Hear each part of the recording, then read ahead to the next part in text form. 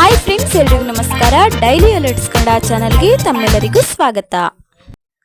ಇಂದಿನ ವೇಗವಾಗಿ ವಿಕಸನಗೊಳ್ಳುತ್ತಿರುವ ಜಗತ್ತಿನಲ್ಲಿ ಶಿಕ್ಷಣವು ಸಮಾಜದ ಅಭಿವೃದ್ಧಿ ಮತ್ತು ಪ್ರಗತಿಗೆ ಮೂಲಾಧಾರವಾಗಿದೆ. ಶಿಕ್ಷಣದ ಅಗಾಧ ಪ್ರಾಮುಖ್ಯತೆಯನ್ನು ಗುರುತಿಸಿ ಸರ್ಕಾರ ಮತ್ತು ಹಲವಾರು ಸಂಸ್ಥೆಗಳು ಪ್ರತಿ ಮಗುವಿಗೆ ಗುಣಮಟ್ಟದ ಶಿಕ್ಷಣದ ಪ್ರವೇಶವನ್ನು ಖಚಿತಪಡಿಸಿಕೊಳ್ಳಲು ಸಂಘಟಿತ ಪ್ರಯತ್ನಗಳನ್ನು ಮಾಡುತ್ತಿವೆ.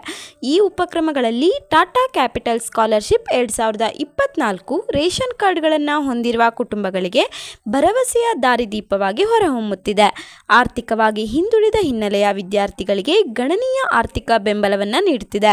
ಟಾಟಾ ಕ್ಯಾಪಿಟಲ್ ಲಿಮಿಟೆಡ್ ನೇತೃತ್ವದಲ್ಲಿ ಈ ವಿದ್ಯಾರ್ಥಿ ವೇತನವು ಶಿಕ್ಷಣದ ಆರ್ಥಿಕ ಹೊರೆಯನ್ನು ನಿವಾರಿಸಲು ಮತ್ತು ಭಾರತದಾದ್ಯಂತ ಅಸಂಖ್ಯಾತ ವಿದ್ಯಾರ್ಥಿಗಳಿಗೆ ಉಜ್ವಲ ಭವಿಷ್ಯಕ್ಕೆ ದಾರಿ ಮಾಡಿಕೊಡುವ ಗುರಿಯನ್ನು ಹೊಂದಿದೆ.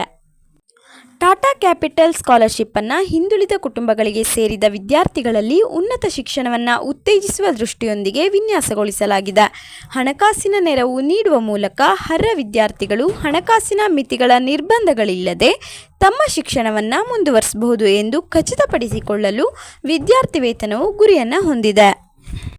ಹಾಗಾದರೆ ಸ್ನೇಹಿತರೆ, ವಿದ್ಯಾರ್ಥಿಗಳು ಟಾಟಾ ಕ್ಯಾಪಿಟಲ್ ಸ್ಕಾಲರ್ಶಿಪ್ ಅನ್ನು ಪಡೆಯಲು ಬೇಕಾಗಿರುವ ಅರ್ಹತೆಗಳನ್ನು ನೋಡ್ತಾ ಹೋಗೋಣ. ಮೊದಲನೇದಾಗಿ ಶೈಕ್ಷಣಿಕ ಅರ್ಹತೆಗಳನ್ನು ನೋಡ್ತಾ ಹೋಗೋಣ.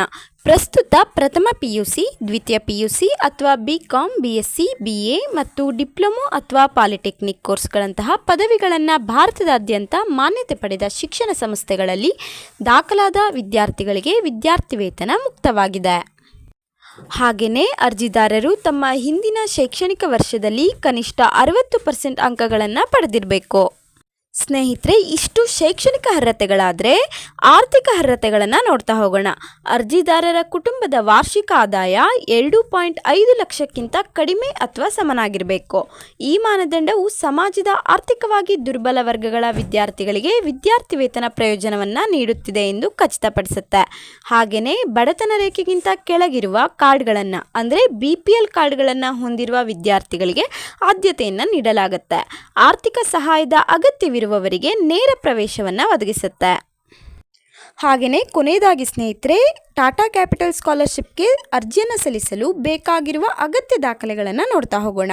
ಮೊದಲನೇದಾಗಿ ಹಿಂದಿನ ತರಗತಿಯ ಮಾರ್ಕ್ಸ್ ಕಾರ್ಡ್, ಎರಡನೇದಾಗಿ ಆಧಾರ್ ಕಾರ್ಡ್, ಮೂರನೇದಾಗಿ ಜಾತಿ ಪ್ರಮಾಣ ಪತ್ರ, ನಾಲ್ಕನೇದಾಗಿ ಇತ್ತೀಚಿನ ಪಾಸ್ಪೋರ್ಟ್ ಸೈಜ್ ಫೋಟೋ, ಐದನೇದಾಗಿ ಆದಾಯ ಪ್ರಮಾಣ ಪತ್ರ, ಆರನೇದಾಗಿ ಪ್ರಸ್ತುತ ಶಿಕ್ಷಣ ಸಂಸ್ಥೆಯಿಂದ ಪ್ರವೇಶದ ಪುರಾವೆ, ಏಳನೇದಾಗಿ ಕಾಲೇಜು ಅಥವಾ ಸಂಸ್ಥೆಯ ಗುರುತಿನ ಚೀಟಿ, ಎಂಟನೇದಾಗಿ ಪ್ರಸಕ್ತ ಶೈಕ್ಷಣಿಕ ವರ್ಷದ ಶುಲ್ಕ ರಶೀದಿ, ಒಂಬತ್ತನೇದಾಗಿ ಅರ್ಜಿದಾರರ ಬ್ಯಾಂಕ್ ಖಾತೆ ವಿವರಗಳು.